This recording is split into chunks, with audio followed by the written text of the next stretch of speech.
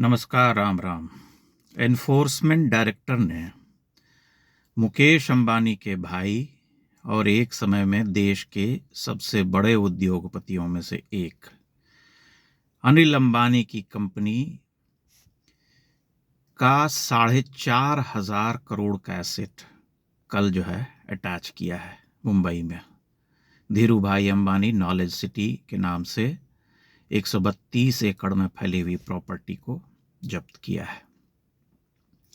इससे पहले भी 3,000 करोड़ की संपत्ति उनकी अटैच की जा चुकी है, यानी 7,500 करोड़ की संपत्ति ईडी ने उनकी जब्त कर ली है।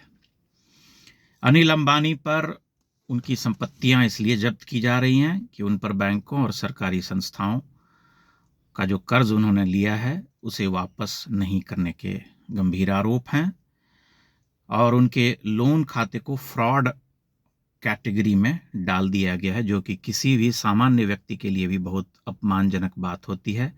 ये तो अनिल अंबानी हैं। एनफोर्समेंट डायरेक्टर ने ही 31 अक्टूबर 2025 को पीएमएलए के तहत 40 से अधिक संपत्तियां जब्त की, जिसमें कि मुंबई में उनका आवास, दिल्ली, नोएडा, चेन्नई, हैदराबाद आदि की संपत्तियां शामिल हैं। बाद में जो है धीरू भाई अंबानी सिटी, जिसकी मैंने अभी बात की, उसे जब्त किया। सेबी ने अगस्त 2024 में अनिल अंबानी और अन्य को 5 वर्ष के लिए सिक्योरिटी मार्केट से बैन कर दिया। आरोप ये थे कि फंड डाइवर्जन और शेयर होल्डर्स को गुमराह करना। इसके अतिरिक्त विदेशों में भी जो उनकी संपत्तियां हैं उनकी वसूली भी की जा रही है।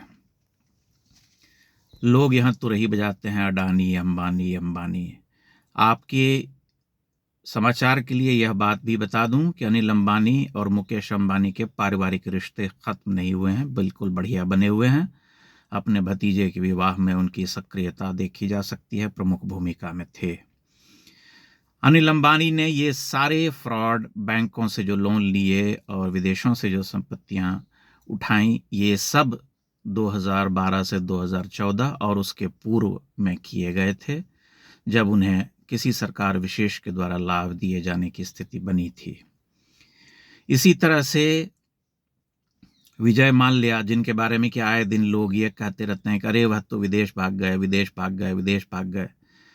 आपको पता होगा कि विजय माल्या के ऊपर जितने पैसे के गबन का आरोप है, उससे दुगनी राशि ईडी जो है उनकी वसूल चुकी है। मेहुल चौकसी की भी वही स्थिति है। ऐसी कोई कंपनी नहीं जो कि सेबी के तहत या अन्य नियमन जो हैं धंधा करने के, बिजनेस करने के, लोन लेने के, इन सब में अगर कोई गड़बड़ी करता है तो उन सब को नोटिस भेजा जाता है, चाहे वो अडानी हो, अंबानी हो, टाटा हो, बिड़ला हो या कोई अन्य हो। इसलिए आप इस समाचार को इस अर्थ में देखिए कि इससे पहले इतने बड़े बड़े नाम वाले बिजनेसमैन और व्यापारी वर्ग जो व्यवसायी थे, उन सब पर कभी हाथ नहीं डाला जाता था। आप इतिहास उठा करके पढ़ सकते हैं कि किस तरह से यूपीए के राज में उनके ऐश्वर्य के दिन थे, उनकी मौज मस्ती के दिन थे। लेकिन अब ऐसी कोई स्थिति नहीं है जिसमें कि वे बैंकों से लोन लेकर के फ्रॉड करें, भाग जाएं विदेश और मौज करें, क्योंकि सरकार बहुत सख्त है और सरकार को अपना काम करना है तो कर रही है। आए दिन लोग ये आरोप लगाते हैं, विपक्ष के लोग और गोदी मीडिया कहने वाले कि अडानी अंबानी की सरकार है, उन्हें कुछ नहीं कहा जा रहा है, सामान्य लोगों को परेशान किया जाता है। लेकिन ऐसा है नहीं।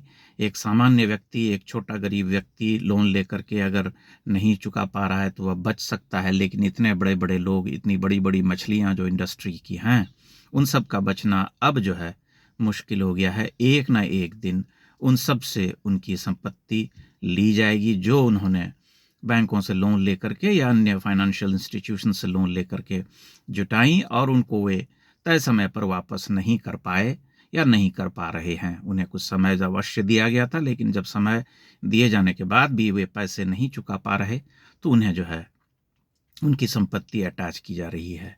इसी से पता चलता है कि साफ नीति से व्यवसाय करने वाले लोगों का ही ठौर है इस सरकार में।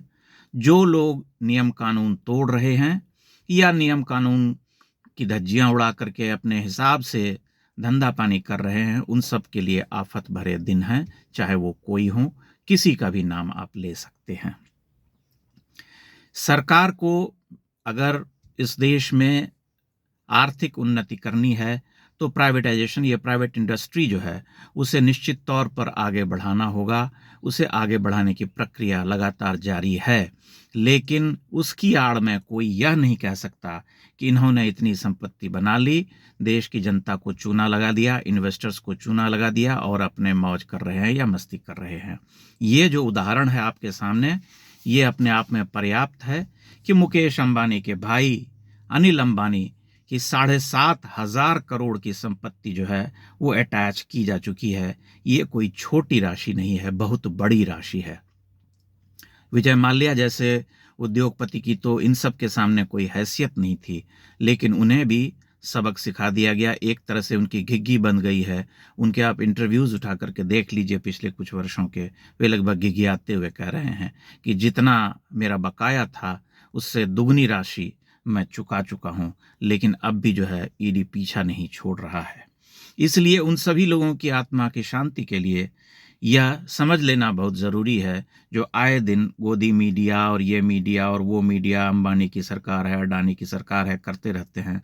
उन सबको ये समझना आवश्यक है कि ऐसा कुछ नहीं है कि सरकार ने अपने घुटने इन उद्योगपतियों के सामने टेक दिए हैं या उनके हाथों का खिलौना बन करके रह गए हैं। बहुत ही स्पष्ट और साफ सुथरी नीति के तहत देश को विकास के रास्ते पर आगे बढ़ाया जा रहा है और उस रास्ते में जो भी अड़चनें हैं उन्हें दूर किया जा रहा है। लेकिन सबसे महत्वपूर्ण बात यह है कि वो जो धंधा पानी करने वाले लोग हैं, जो व्यवसायी हैं, जो बिजनेसमैन हैं, जो देश में बहुत बड़ा आर्थिक योगदान करते हैं, उन सब को आगे बढ़ाते हुए उन सब के द्वारा की गई अनियमितताओं का भी बहुत गंभीरता से ध्यान रखा जा रहा है। अन्यथा अनिल अंबानी जैसे व्यक्ति की संपत्ति इस तरह से अटैच न की जाती। ये एक बहुत ही सुखद और अच्छा समाचार है जिसे लोगों को समझना चाहिए कि सरकार अगर उन्हें फैसिलिटेट कर रही है तो उनके ऊपर उनकी निगाह भी बनी हुई है कि वे कोई भी गलत काम नहीं कर सकते।